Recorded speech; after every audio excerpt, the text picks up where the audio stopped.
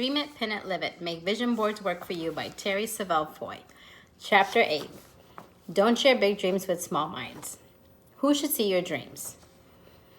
So encourage each other and build each other up, just as you are doing.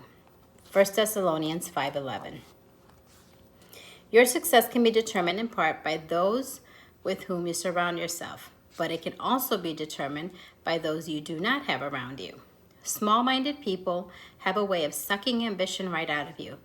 Big minds have a way of elevating you to reach your highest potential. One of the most important decisions we make in life is choosing our friendships. Who you share your dreams with makes a difference in your ability to achieve those dreams.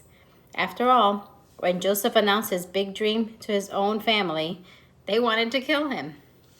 You might need to keep your mouth closed around certain people, perhaps even your closest family members. Who you spend your time with has a huge impact on the dreams you achieve. God will strategically place people in your life to inspire you to rise higher. Your enemy, Satan, will also strategically place people in your life to pull you down. Choose your associations wisely. If you spend time with someone who has a cold or flu symptoms, you're more than likely going to catch what they have. If you invest most of your time with people who cause you to compromise, think small, and limit your potential, you will forfeit the dreams God has put in your heart.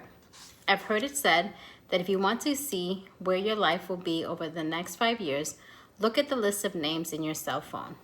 You become like those people you spend the most time with. This tendency can be seen and heard in someone who moves to another country. Over time, they tend to pick up on the accent spoken in their new foreign home. Little by little, you can hear a change in their pronunciation of words. You are who you associate with. If you have friends who are generous, excellent in their appearance, live by a higher standard, and believe all things are possible with God, then you will rise to that level. At the same time, if you have friends who are unmotivated, negative, and content with where they are, you'll begin to imitate their behavior. We all need to make assessments of the people we are spending most of our time with and how they may be affecting our lives. Now, I'm not suggesting that you just start cutting your friends and family out of your life because they have small dreams. I am recommending that you consider what type of impact their relationship has on your pursuit of what God has put on your heart. In reference to your big dreams and your list of goals, do your current close associations support these pursuits? Will they laugh at your vision board? Will they snicker and sarcastically reply, "In your dreams"? Will they show disinterest in your ambition because they think it's a waste of time of those dreams that don't happen to people like us? If so, you need to consider distancing yourself or diminishing your time a lot allocated to these types of associates. Misery loves company, as the saying goes. People who have accepted a lower standard of living and think dreaming is foolish will not aid or support your new realization. Do what you can to communicate encouragement with them, but if they choose to remain where they are, then you have to make that decision. I am not necessarily suggesting total abandonment unless you feel it's vital, but distancing yourself to a degree and limiting your exposure to their negativity will only help you. There are some things you cannot tolerate any longer if you're truly going to run after these long-awaited dreams. Their pessimistic outlook on your future will bleed you dry of energy and make it impossible for you to reach your full potential. Nothing gets you off course faster than staying with the wrong crowd. You cannot live a successful life if you're allocating all your energy and focus to trying to convince others that your dreams aren't crazy. In some cases, you need to put your foot down and walk away. If you've ever had a friend or relative in prison or even visited a prison, you will quickly discover from the stories of the inmates that they have a common thread. One by one, they were affected by their environment, their community, their associations. Bottom line, their relationships led to trouble. From hanging around gang members, drug addicts, and thieves they became like those they were around the most. You can take control over the influences in your life. You can choose your connections based on the people you admire, respect, and want to resemble. If you're ready to go after the big dreams and goals God has put in your heart, then it's also time to take a close look at the people who surround you. Are your closest friends holding you back? Do they want more out of life? Do they have a poor mentality? Do they reject personal growth and development? Do they feel as if they paid their dues by finishing school and have no interest in ever learning another thing? Basically, do they feel like they've learned all they need to learn to get by? Do your friends have dreams, goals, and aspirations to do more, or are they content to settle where they are? As you grow, enlarge your thinking, and develop greater ambition, you will start to feel terribly unattached and uncomfortable around your old associations. Immediately, you'll recognize your vocabulary is different. Your outlooks are contrary. Your topics of discussion are incompatible. Why? You have changed. You've grown. You want more out of life. You know God wants you to expand, increase, and enlarge your capacity to dream. There just aren't enough hours in the day to waste time interacting with people who are not focused, driven, and in some way helping you achieve your goals. Who does not need to see your vision board? Number 1, negative thinkers. Those are those who are pessimistic in their outlook or who find only problems and no solutions. They are not able to get past what looks difficult to see what can be. Number 2, sleepwalkers. Those who've settled for mediocrity are what I would describe as a sleepwalker. They lack focus in their lives and are content to work, eat, sleep, repeat. They are on autopilot with their everyday lives and do not see beyond today. As Pastor Joel Sims puts it, if you never think beyond today, then what is tomorrow destined to look like? A carbon copy of today. Might as well sleepwalk through life. Number 3, negative talkers. You do have control over what you say about your future, but you do not have control over what others say. Rather than having to consciously eliminate their negative, double-filled words with replaying in your head, just avoiding sharing your dreams with them altogether. Some words are poisonous and can take time and not allowing them to take root in your heart. Number 4, gossipers. Successful people never worry about what others are doing.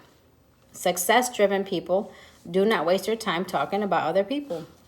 They are too focused on achieving their own dreams to bother themselves with mindless chatter. Number 5, dream thieves. These are people who don't contribute to or support your dreams. Whether they put you or your dreams down, or they tell you you'll never achieve them, they are robbing your motivation, encouragement, and excitement. Intentional friendships. Since who you spend time with influences who you become, you may need some new relationships in your life. If you invest your time with successful, positive-minded friends, you will become more proactive goal achiever, period. Proverbs 13:20, paraphrased. If you walk with wise men, you'll become wise, but the companion of fools will be destroyed. You will shape your future by choosing to spend time with people you aspire to be like. You must be very selective about your associations. Their habits, good or bad, tend to rub off on you. The activities you engage in, the books you read, the movies you watch, and the people you choose to interact with all influence your life and shape your identity. If you are surrounded by people who haven't grown in years and they are content with staying at the level they're on, then you won't see any need for growth in your life. However, you get around people who are investing in themselves, attending conferences, listening to audio messages, reading books, discussing their next plan, excited about their future, then you'll get on the bandwagon with them. We see this in sports when a ball player improves after being placed on a better team with better peers. People rise to the level of their positive surroundings. Connect with people who have skills and qualities that you admire and want to emulate in your life. Yes, it requires more confidence and may be a bit uncomfortable to surround yourself with quality people, but that means you're growing. As long as you're comfortable, you're not growing. If you're at the head of the class, that means you're not learning anything. When you stop learning, you stagnate. You stop making progress. On purpose, get around people who make you feel a little awkward and uneasy because they are smarter, more educated, more successful, more financially wealthy, etc. Just by getting around people who are inspiring, optimistic, driven, disciplined, and highly motivated, you will catch their qualities. Success is contagious. The company you keep reflects your personality.